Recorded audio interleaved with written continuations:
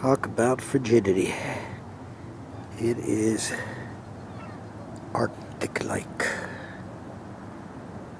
I know this will be one of those videos I can pull up in the summer when it's 100 degrees out.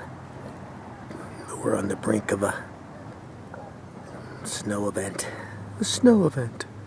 Come one, come all. I have to see how much snowfall we get. They're talking 6 to 8 inches.